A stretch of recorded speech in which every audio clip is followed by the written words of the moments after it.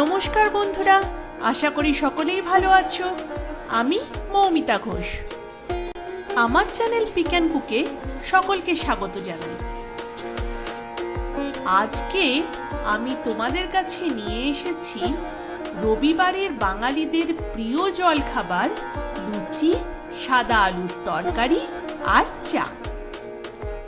লুচি আর সাদা আলুর তরকারি না হলে রবিবারটা যেন জমেই না।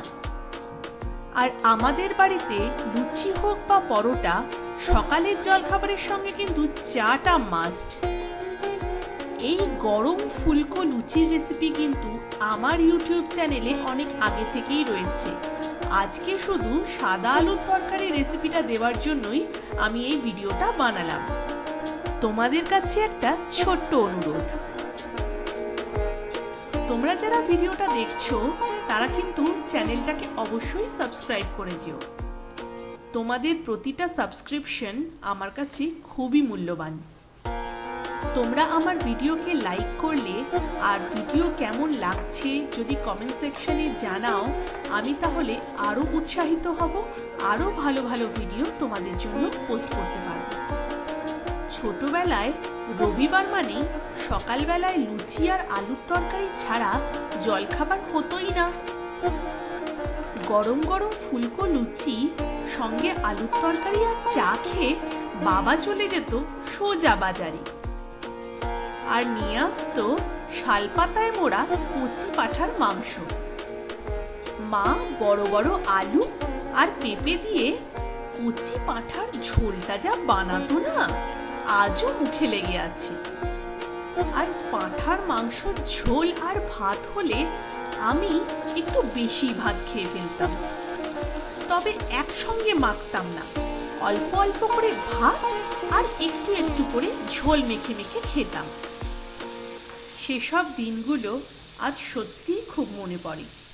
আজ হাজারো কাজের ঝামেলায় শরীর সচেতনতার কথা ভেবে না খাওয়া হয় লুচি আর না খাওয়া হয় পাঁঠার মাংস ঝোল। প্রায় মাস দুয়েক পরে আজ আবার বানালাম রবিবারের সকালে লুচি আর আলুর তরকারি। তাই ভাবলাম তোমাদের সাথে ছোটবেলার কিছু গল্প শেয়ার করে নিই। শুধুমাত্র কালো জিরে কাঁচা লঙ্কা ফোড়ন দিয়েই এই সাদা আলুর তরকারি বানালাম। মা অবশ্য কালো জিরের জায়গায় 5 ফোড়ন ইউজ করেন। তোমরা যদি অন্যরকম ভাবে সাদা আলুর তরকারি বানাও তাহলে আমাকে কমেন্ট সেকশনে জানিও। আবার রান্নায় ফেরা যাক। এবারে আগে থেকে মেখে রাখা ময়দাটাকে ছোট ছোট লেচি বানিয়ে বেলে নিয়েই গরম গরম ভেজে ফেলবো লুচি।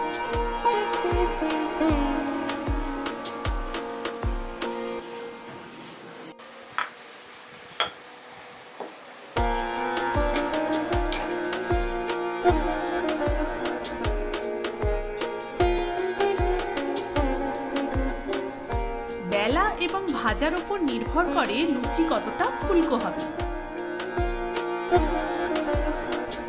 আগেই বলেছি আমার লুচি রেসিপি অলরেডি ইউটিউব চ্যানেলে আছে, আমি কমেন্ট সেকশনে সেই লুচি রেসিপির লিংক দিয়ে দেব।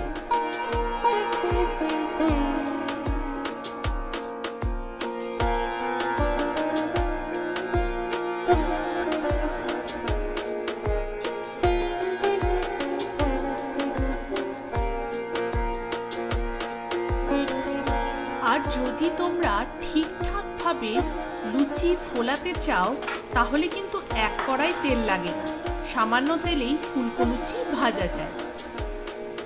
দেখো আমি কিন্তু মোটামুটি হাফ কাপ তেলেই গরম গরম ফুলকো লুচি কি সুন্দর বানিয়ে ফেললাম।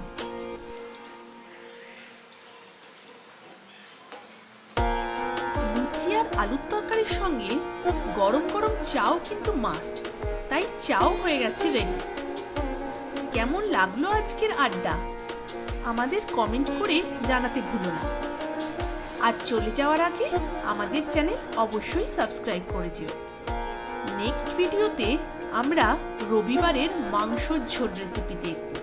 আজ আসি, আবার দেখা হবে।